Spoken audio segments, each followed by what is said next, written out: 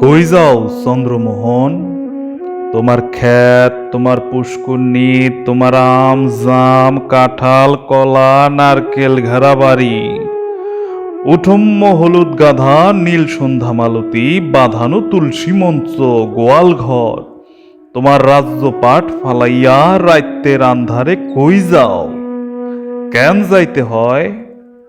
বকেশ্বর পণ্ডিতের কথা মনে পড়ে। দাপ্পর যুগ সমাপ্ত হইলে প্রজাপতি ব্রহ্মার পৃষ্ঠদেশে অধর্মের জন্ম হইল। মিথ্যা হইল অধর্মের সহধর্মিণী দম্ভ তাহাদের পুত্র। দম্ভ আপন সহদারা মায়াকে বিবাহ করিল এবং তাহাদের লোভ নামে এক পুত্র জন্মগ্রহণ করিল। লোভ ভগনী গমন করে, ফলত তাহাদের ক্রোধ নামের এক পুত্র এবং হিংসা নামী এক কন্যার জন্ম হয়। মনে পড়ে চন্দ্রমোহন? বকেশ্বর পণ্ডিত সেই কোন কালে সীতাকুলার ছাই হইয়া পঞ্চভূতে মিশা গেছে, কথা মিশে নাই। মুনি ঋষি গো বাণী তো জগতে রইয়া যায়। দম্ভ আর মায়ার বিয়ে আইজ হয়, লোভ নামের পুত্রের জন্ম কেউ ঠেকাইতে পারে না। তাই তো চন্দ্রমোহন, রাইতের আন্ধারে 14 পুরুষের ভিটা চাইরা নদীর জলে চক্ষের জল মিশাইয়া নির্বাসনে যাইতে হয়। ভাইসা যায় গো নদীর জলে প্রতিমা ভাইসা যায়। বড় দুঃখ চন্দ্রমোহন, বড় কষ্ট, তবু মাটির বড় মায়া।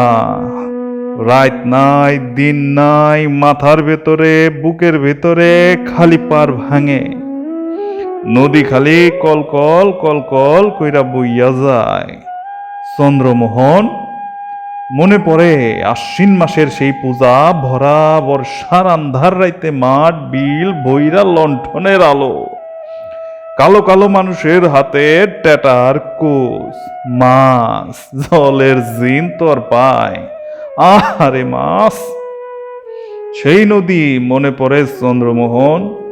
বর্ষার নদী, আশ্বিনের নদী, কাশবন, শীতের পিঠা, নবান্ন মনে পড়ে। তবে কই যাও চন্দ্রমোহন?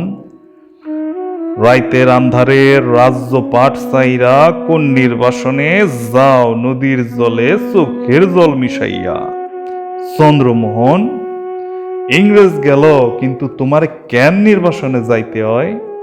দেশ হইল জননী, জননী কেন সন্তান বিসর্জন দেয়? 71-এর যুদ্ধের কথা মনে পড়ে। মানুষের কি কষ্ট, প্রাণের কি মায়া। লাখো লাখো মানুষ, রক্ত আগুন, ভয় কান্না দীর্ঘশ্বাস। অতঃপর স্বাধীন হইল দেশ। হায় রে স্বাধীন! আমরা যেন কোন রাক্ষসের পেটের মধ্যে আছি।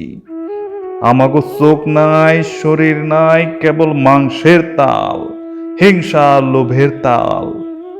চন্দ্রমোহন, এখনো এত কিছুর পরও কেন নিজের শিকড়ে টান পড়ে?